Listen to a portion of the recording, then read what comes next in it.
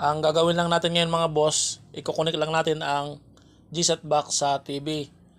Pinapunta tayo rito dahil no signal daw ang nakalagay sa kanilang TV screen. Baka daw sa antenna.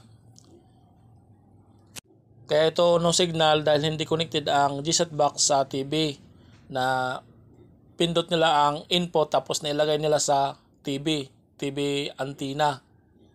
Kapag ganito, TV box ang gamit tapos HDMI ang connection sa video, lalagay natin din sa HDMI. Ipipress natin ang input para mailagay sa HDMI.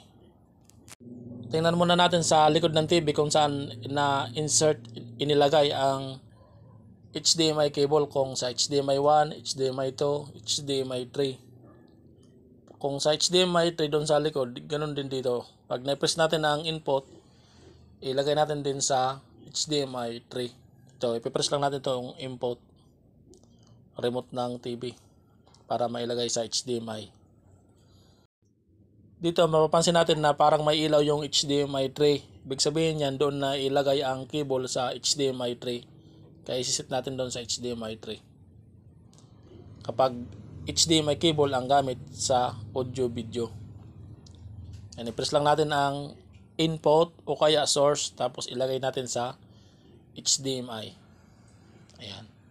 Press OK. Yan, okay na. Yan lang po mga boss. Maraming salamat sa panonood sa aking video.